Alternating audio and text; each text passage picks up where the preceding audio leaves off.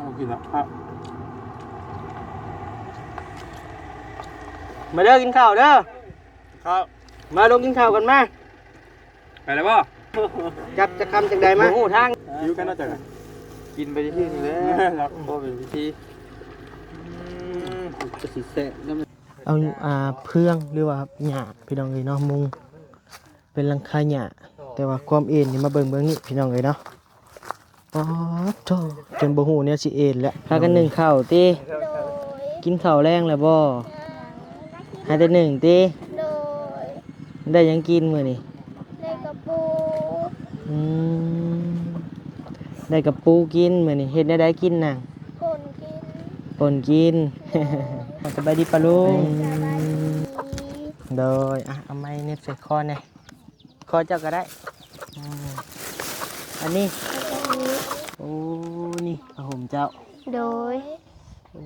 ยพี่น้องเอ้ยมันพอหุ่มมันพออุ่นอยู่บ่นี่นะแต่ว่าตัวนี้ก็เป็นผ้านอนนี่เบิ่งผ้าปูนี่ก็ทางนั้นก็ได้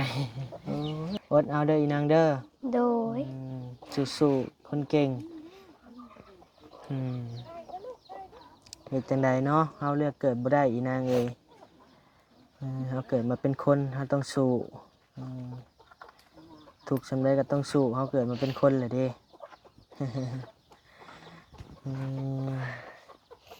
สู้ๆเอาอีนางเอ้ยข้าวน้ำจำปามีกินอยู่บ่อีนาง โบมี เลยจังใดก็สู้ๆอีนางเอ้ยเนาะ โดย บ่ได้พากันเข้าเฮียนบ่ บ่ เป็นหยังคือบ่เข้าเฮียน บ่มีเงิน บ่มีเงิน โดย อยากเข้าน้ำหมู่อยู่บ่ อยากเข้า เอบ่เคยเข้าเฮียนจักเทื่อ บ่ อืมพี่น้องเอ้ยเนาะเปิดคลิปเปิดภาพมาบัดนี้ก็อยู่บรรยากาศทงไห่ทงนาเด้อพี่น้องเด้อเนาะบ่าวนิวกับบ่าวยาวเดินทางมาบ้านนาแพรกพี่น้องเอ้ยแต่ว่าอดทนบ่ไหวอดบ่ได้แหละพี่น้องเอ้ยเนาะต้องกองทัพต้องเดินด้วยท้องพี่น้องเอ้ยเนาะแวะซื้อปิ้งหมูมาผูกปั้นอะไรทั้งนั้นจะอดได้บ่ได้พี่น้องเอ้ย แกะกินแม่ซื้อมาได้ดงเห็นพี่น้องเอ้ยเนาะกำลังว่าสิเดินทางไปเบิ่งเคสใหม่กับเบาลี่กับเป็นเคสของบ่าวอันนั้นบ่าวแก้วพี่น้องเอ้ยเนาะเพิ่นแนะนำมาก็เลยว่าพากันเดินทางมาพี่น้องเอ้ยเนาะสองหนุ่มกับบ่าวยาวพี่น้องเอ้ยทางเบาลี่กับบ่าวเตียงก็กำลังนำก้นมาอยู่พี่น้องเอ้ยแต่ว่าอ้ายเพิ่นกำลังแล่นมาจากพุ่นแหละบ้านน้องดำพี่น้องเอ้ยตัวทักทายสบายดีพ่อแม่พี่น้องเด้อเนาะมาทุกคนที่เข้ามารับชมคลิปบ่าวนิวโดยตลอดมาพี่น้องเอ้ยเนาะมากินข้าวน้ำกันพี่น้องเอ้ย นั่ง ปิ้งหมู ไข่บ่ ปิ้งซีดมันนั่นเนี่ยนี่เด้อมากระแตนี่เบิ่ง มากินนี่แล้ว แม่จะบุกปานใดบ่ หมักเลยหมักมันหมักกิน หมูปิ้ง อันนี้ของแม่ก็ได้ละกินมั้ย เอารสบ่มักมันหวานต้องหมักนัวๆนะงานนี้ การกินบานนี่ก็ต่างกันเนาะ แม่ เพื่อเอาข่าวมัดมากินกาแฟกับเฮ้ย มัก มัก กาแฟหวาน มาแล้วมัด ๆมักกาแฟหวาน มากาแฟหวาน มักขมเนาะ กินเอาอะไรมันนะ คุณภาพเลย มันทำไมกินกาแฟหวานมันคือว่าเดี่ยนๆนึงนะ เอารสหวานมันนี่โอ้ยชุดตัวนี้จับเจียวถั่วเหลืองอะไรที่น้องเด้อฮะขักเลย โอเค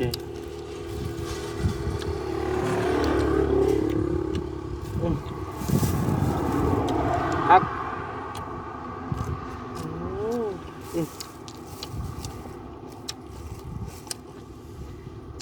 ครับ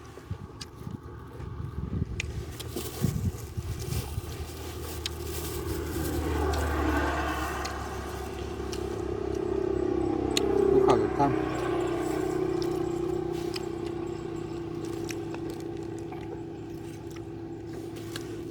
จะถิ่นจะทานก่อนความเชื่อพี่น้องเลยเนาะ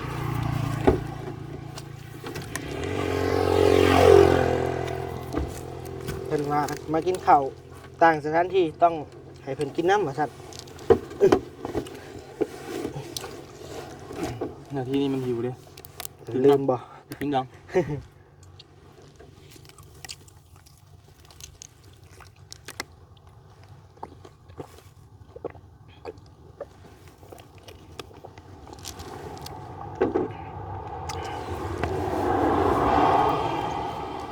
จะเป็นหยังเฮาน่ะกินข้าวต้องได้กินน้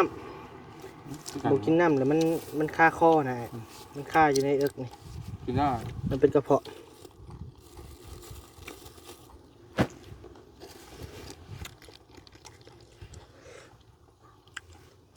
แช่แบบปิ้งหมูหันแล้วกัน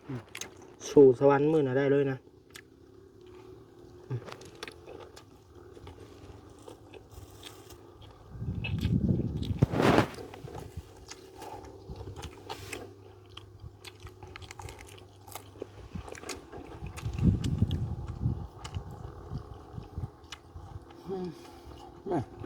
แน่นบ่ตอนหิวก็หิวจังสั่นติ หิวแห้ง ทำมาแบบนี้มันกินข้าวบ่ตรงเวลาพี่น้องเอ้ยเนาะเพราะว่าเฮาเข้าไปในป่ามันบ่ได้ถือหยังไปนำ ขับไปไหนให้มึงข้าวขา กินแบบ เกือบบุ๊ก นั่นแหละเอากินอีก บุกขึ้นหรอก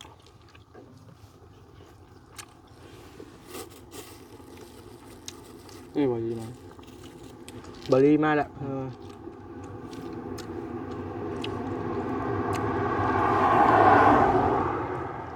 กินข้าวน้ำกัน เอากินแล้วครับ มาเด้อกินข้าวเด้อ ครับ มาลงกินข้าวกันมา ไปแล้วป่ะ บ่หูทางได้ไปก่อนนะ ไม่ยากแล้ว มาบ่แก้วมา เข้าเอา บ่แลกครูไว้อยากให้อยู่น้ำนี่แหละปิ้งหมูไว้มาของแซ่บเลยปิ้งหมูโห โอ้ดีเด้อ ดอยโอ้บ่เห็นหน้าบ่แก้วแต่เฮิงเลยเนาะมาจับจะคำจังใดมา ยิ้วกันน่าจะกินไปที่นี่เลยครับก็เป็นพิธีจะสิแสบน้ำมันนี้เนาะดีวะ ชุดแต่ทางนี้ ไปกันน่าจะกันนะไม่จะทำอะไรกับไปเดี๋ยว ก็สิไปกันเลย ไปกันนั่นมันมันค้ำไก่เยอะไปหรอ ไกลบ่ ไปน้ำบ่บุกไปเป็นไรกันรัดกันนะ บอกไก่ยุ่ยามนี่นะข้าวเดียวได้คำอะไรหามูมันว่าหรอว่าลงข้าวเดียว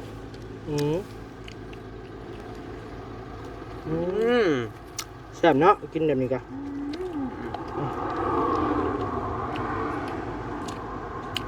เรากันอยู่ใช่เยอะไปทางมา เงินจะทางมากนี่บ่ นั่นน่ะ อยู่นอกนี่บ่เงินจัก บ่อเฮือนไม่เท่าอันน่ะ จอดรถไว้ก่อนมา เพื่อนเพื่อนนะบอกไม่ใช่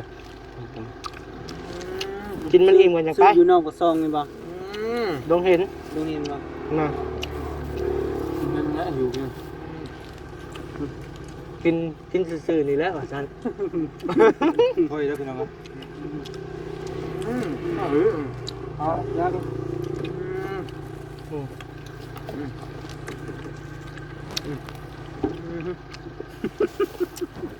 คนบ่หิวพี่น้องเอ้ย อีพอมคือหิวอยู่พ่ออีป่ะ มาแซ่บแจ่วแล้วนี่เฮาน่ะ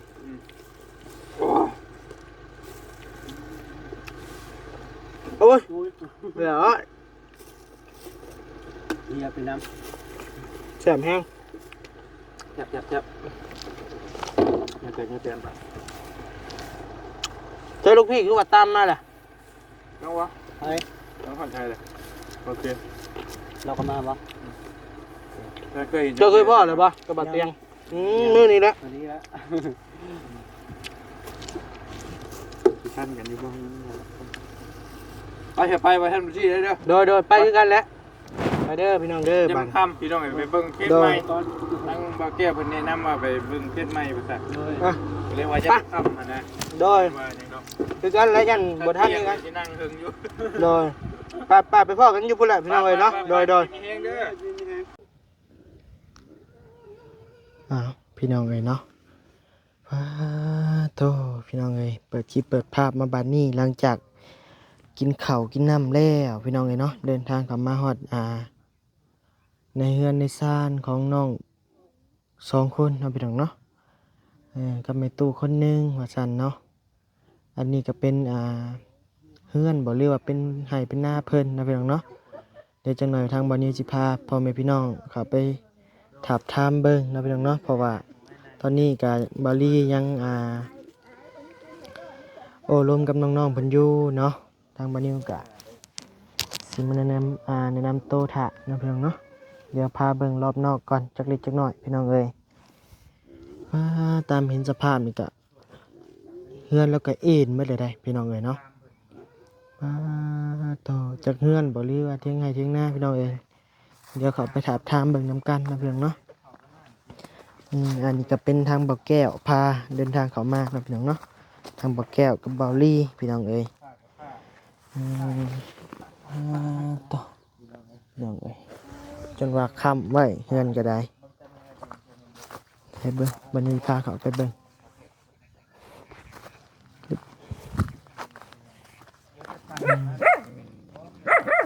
ใช่มาก็ได้โทษพี่น้องเอ้ยใช่เบิ่งพาพี่น้องย่างเบิ่งก่อนเนาะโทษอันนี้บ่เฮือนลาวพี่น้องเอ้ย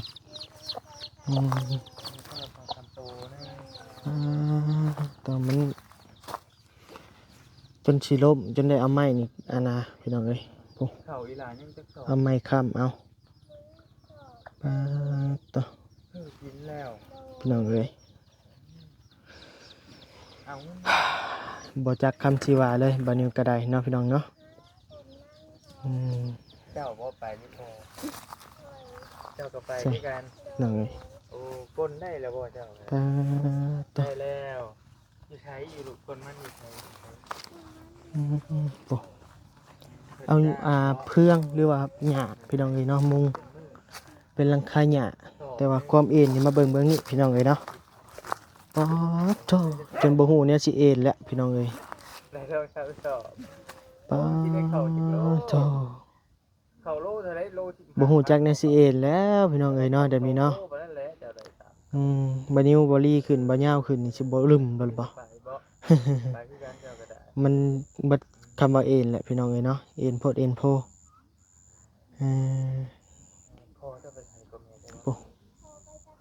เอาเดี๋ยวจังหน่อยนะพี่น้องเนาะเดี๋ยวทางบ่นิวสิพาเขาไปถามถามเบิ่งนะพี่น้องเนาะโดยไปโตน้องเอ้ยเฮ็ดหยังอีนาง ข้าว โอ้ หนึ่งข้าวติ โดย สบายดีเด้ออีนางเด้อโดย พากันหนึ่งข้าวติ โดย กินข้าวแรงแล้วบ่หาแต่หนึ่งติ โดย ได้หยังกินมื้อนี้ ในกระปู ได้กับปูกินมื้อนี้เฮ็ดได้กินน่ะ คนกิน ปนกิน อาจจะจังหน่อยไอ้มาล้มน้ำเด้อเดี๋ยวไอ้ให้ขนมน้องๆเพิ่นก่อน โดย มาบักหำมาขนมมาอ่ะ เจอ โอ้ย เขาจะเจอ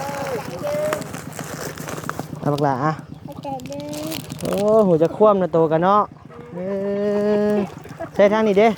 นี่บ่บักหล่ะอีนาง บ่แม่นบักหล่ะอีนางกินขนมคือกันได้น้อยเนาะเอาก่อนเอา อ่ะ ได้เด้อ โดยนี่คือสันแท้นี่ เอออันนี้ไปนั่งปะขึ้นไปร่มน้ำไม้อยู่เทิงปะกำลังหนึ่งเข่าอยู่พี่น้องเอ้ยเดี๋ยวให้แม่จะเบิ่งถ่าเนาะโอ้ยเสียงที่สั่นคือค้อนกับบานนี้ให้ขึ้นได้อยู่ดอกเนาะบอลลี่ก็ยังขึ้นได้ เบิ่งเอ้ยเบิ่งพี่น้องเอ้ยสิบ่อึมลงนี่บ่เนาะใช่นี่นาง คอยเชียร์ไป โอ้บ่ฮักดอกเนาะ วันนี้สิบ่เว้าให้น้องฝึกสาวบันไดนะพี่น้องเนาะสิเฮ็ดมันอันสบายพี่น้องเอ้ย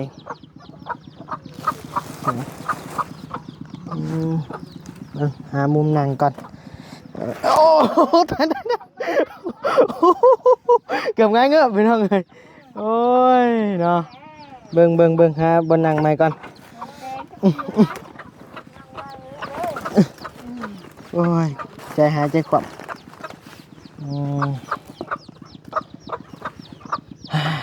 พี่น้องเอ้ยมาครั้งแรกนะพี่น้องเนาะ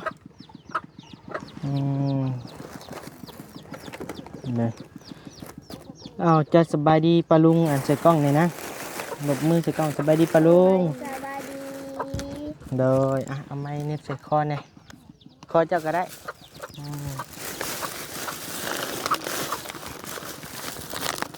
เอาขนมมาฝากเจ้า โดขอบใจ โดยแล้วก็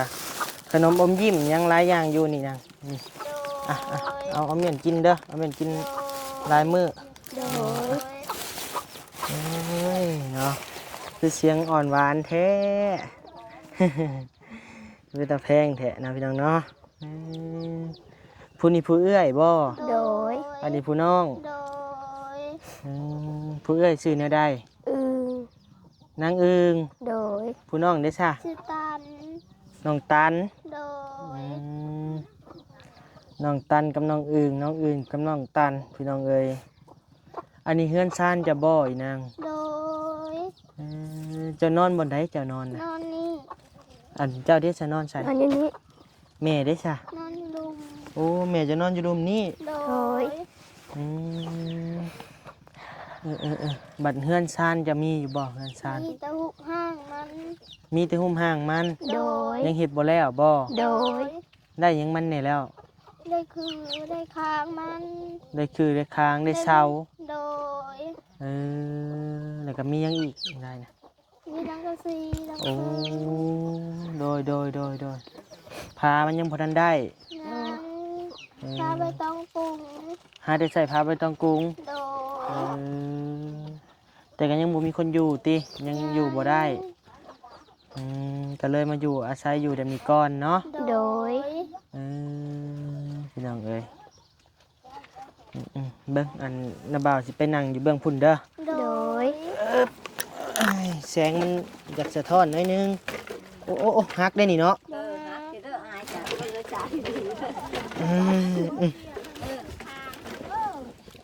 ใช้อีนางยับออกมาพี่เดี๋ยวตั้งกล้องใหม่ก่อนพี่น้องเอ้ยยึบนี่มันจะสีแดงแจ้งอุ้ยตกใจเด้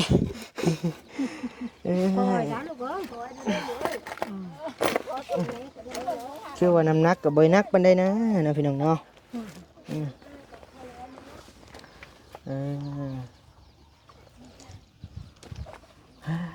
ฝนตกนี่บ่เปียกมันบ่นางมันพี่มันชาดเข้าบ่ โดย เปียกหมดติ โดย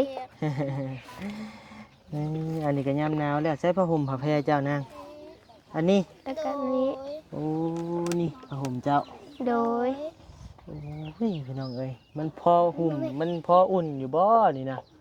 แต่ว่าตัวนี้ก็เป็นผ้านอนนี่เบิ่งผ้าปูนี่โอ้ยพี่น้องเอ้ยเนาะเห็นเลยก็ได้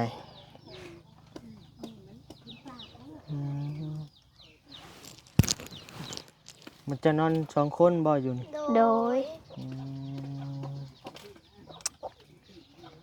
มพี่น้องเลย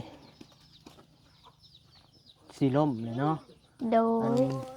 ล่มแมงแห้งเรียบร้อยพี่น้องเลยเนาะแต่บอนิ้วขึ้นมานี่ก็ยังโยบมาทีบแหละมันดอกมาแล้วพื้นมันนี่อืมเพิ่นไม่เท่าบ่เรือว่าแม่แท้ ไม่เท่า ๆไม่เท่าแม่จะไปทางใด ได้แม่ โอ้ผู้นี้แหละแม่ โดย พ่อได้ซะ พอไปตัดไม้ ตัดไม้ตัดไม้เฮ็ดหยัง ตัดไม้ขาย ตัดไม้ขาย ไปรับจ้างเขา โอ้บ่ได้มาบ่มื้อนี้ มา อืมเมื่อกี้นี่เป็นหยังจะคือหายคือเห็นเจ้าหายบ่ ตกใจ ฮะดีใจ โดย ดีใจเห็นจุ๋มายมา โด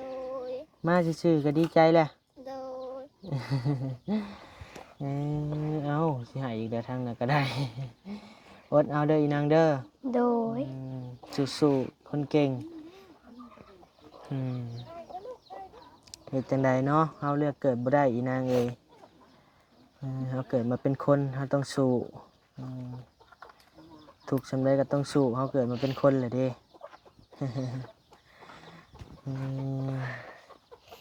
สู้ๆเอาอีนางเอ้ยข้าวน้ำจำปามีกินอยู่บ่เนี่ย โบมี อดเอาอีนางอดเอา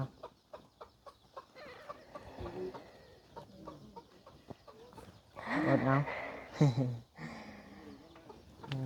มีความในใจนะพี่น้องเลยเนาะมันอึดอัดอยู่ในใจแหละตามบันเทิงเบิ่งเนาะเข้ามากินยังอยู่บ่นางเรืออยู่บ่ เรือ ลายบ่ โบราณ ในใช้มีให้ไอ้เบิ่งบ่ในใช้โอ้นี่กระสอบแดงนะบ่ โดย โอ้โหฮอดบ่ฮอด10 โลซ้ำอันนะนี่แต่ทางบริเอาเขาตัวนี้หายพี่น้องเขาเจ้าเนาะ โดย บ่หายเด้อนางเด้อสู้ๆ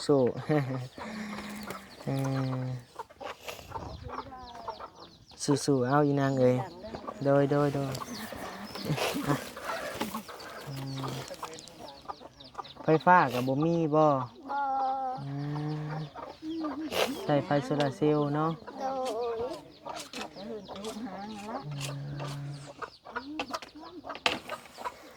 โดย นั่นเองเนาะขึ้นมาแล้วบัดนี้ก็เห็นทางน้องๆเพิ่นก็บ่ฮู้จักคำสิว่าพี่น้องเอ้ยเนาะคำสิถามก็บ่มีบาดนี่พี่น้องเอ้ย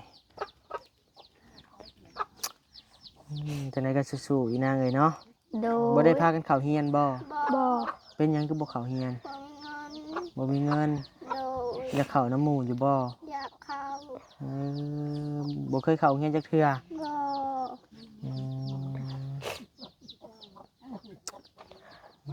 กั้น บ่อยากให้พี่น้องเอ้ย เอสู้ๆเอาเนาะนางเอ้ยเห็นจุ๊มายมาแล้วดีใจติ โดย เห็นเลยก็ได้พี่น้องเอ้ยเนาะทางบ้านนิวก็ได้อีต้นพี่น้องเอ้ย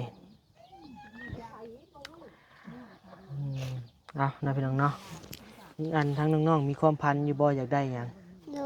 ย อยากได้หยัง อยากได้เฮือน เจ้าได้ซะ อยากได้เฮือน อยากได้เฮือน โดย เป็นหยังจึงว่าอยากได้เฮือนบ่มีเฮือนอยู่บ่ โดย อืมคือว่าเฮือนเจ้ากะดินดอนตอนหยาก็มีบ่ของ มีบหลาย บ่อันดินที่ปลูกเฮือนตัวที่ว่าปลูกเฮือนดินจะบ่ โดย เออก็เนี่ยว่าเสามันก็ได้แล้วบ่คือค้างก็ได้แล้ว โดย หลังคาก็ได้แล้ว โดย เหลือแต่ผามันเนาะ โดย กับพื้นมันบ่ โดยพื้นมันก็ยังบ่ได้ อืม ซับแอนในบ้านใส่ โอ้เฮ็ดใส่แบบนี้บ่แบบจะนั่งนี่บ่ โดย เออเอาพี่น้องเอ้ยเนาะถ้าว่ามีทางผู้ใหญ่เพิ่นชดซอยมาก็คือสิบ่หลายดอกตามนิ้วเบิ่งตามถามน้องเพิ่นเนาะพี่น้องเนาะเฮือนขนาดซำใดนางใหญ่บ่ บ่ใหญ่ จักแมตรฮู้ปะ 3 2 ห้อง 2 ห้องหนึง โดย โอ้เฮือน2 ห้องพี่น้องเอ้ยซ้ำเฮือนลุงอาจนี่แหละอืมอยู่ในไสเฮือนเจ้าในบ้านบ่ บ่อยู่บ้านลุงนางงามเมืองอัสสพร ปุ๊อยู่นอกปุ๊ โดย อ้าวโตไกลเติบได้นี่พี่น้องเอ้ยเกือบฮอดบ้านกระบองใหญ่พุ่นแล้วเนาะแม่นบ่ โดย อืมสู้ๆอีนางเอ้ยเนาะ โดย อืมมากินนี่ก็ไปหาขุดกระปูพี่น้องเอ้ยเนาะกินนี่ก็ได้ได้หลายบ่ขุดกระปูมา แต่ไร2-3 ตัว 2-3 โตวหนึง โดย เจ้าไห้บอรี่ครับบ่ โดย อืมน้องๆเพิ่นกับทางแม่เพิ่นก็มีจิตใจอ่าหยังจังใดพี่น้องเอ้ยเนาะแบ่งปันนะพี่น้องเนาะเพิ่นก็เอากบไห้บอรี่เนี่ยกินนี่กับกระปูกบกับตัวบักใหญ่หนึงอืม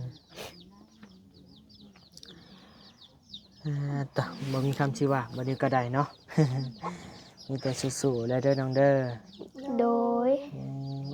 ไอ้ลืมถามอายุจักปีเด้อเจ้าพุ่นน่ะ 11 11พุ่นนี่เด้อซะ 10 ปี 10 ปีโอ้สำน้องสายฟ้าเลยพี่น้องเอ้ย11ผู้เอื้อยเนาะน้องน้องหยังก็ลืมแหละ 10 ฮะ 10 ปี บ่อันน้องชื่อหยังก็ผู้ ชื่อ เอื้อย อึ่ง อึ่งกับหยังก็ ตัน อึ่งตันโดย น้องเพิ่นก็มีมารยาทพี่น้องเอ้ยเนาะน้องๆเพิ่นก็ได้มารยาทดีเนาะเอาเด้อมีแต่อ้ายสิเมื่อปะก่อนบัดนี้ โดย มีแต่ให้ทั้งอ้ายเพิ่นขึ้นมาลิ้นมาโอนมันลมน้ำเจ้าเด้อ โดย อ้ายก็สิเมื่อก่อนบัดนี้ โดย สู้ๆเนาะชีวิตคนเฮามันเลือกเกิดบ่ได้อีนางเอ้ย โดย เกิดมาเป็นคนนี่หันก็ดีพอตายแล้วเนาะ โดย มีแต่สู้ต่อไปเออ ใส่2 นิ้วไอ้เบิ่งแน่สู้ๆยิ้มยิ้ม พี่น้องเอ้ยเนาะทางวันนี้ก็สิเว้าบ่ให้มันเศร้าบ่อยากให้เพิ่นให้พี่น้องเอ้ยเนาะเพราะว่าแม่ได้พี่น้องเอ้ย ไอ้กลับปะเด้อบัดนี้เด้อเนาะ โดย เดี๋ยวมื้อหน้าบ๊ายบายอีกมื้อหน้าสิมาเยี่ยมเด้อเนาะส่งเสื้อมาแพร่ก็มีใส่อยู่บ่นาง บ่มี มีจักสุดเดี๋ยวนี้ 3-4 สุด 3-4 ชุดหนึง โดย มื้อหน้าเด้อเข้ามาสิเอามาให้ใส่เด้อ โดย เสื้อมือสองก็ใส่บ่ โดย คอเต็นมีใส่เนาะ โดย เอามื้อหน้าไอ้เข้ามาสิเอามาให้เด้อ โดย สู้ๆเด้อไปหากินให้พ่อแม่กินเด้อ โดย เป็นเด็กดีเนาะก็มีคนหักคนแพงโอเคเนาะไปป้าก่อนบาทนี้ โดย ยิ้มสู่บาทหนึงยิ้มเห็นแขวหน่อยวะ เอาพี่น้องเลยเดี๋ยวลงลุมก่อนเนาะไปนะพี่น้องเนาะทางบันนี้ก็สีให้ทางบ่ยาวเข้าไปโอบไปลมก่อนครับพี่น้องเนาะเดี๋ยวมือหน้ามือในทางบันนี้สิเอาส่งเสือหน้าแพร่มาให้ทางน้องๆเพิ่นเนาะเสือผ้ามือซองนั่นแหละพี่น้องเลยเนาะเอานะทางบันนี้ก็สิได้ลำลาพาจากเพียงจำนี้เด้อพี่น้องเด้อเนาะเดี๋ยวมือหน้าพอกันใหม่พี่น้องเอ้ยเอาอยู่ดีมีแฮงมาทุกคู่ทุกคนเด้อพอเป็นพี่น้องเนาะโดย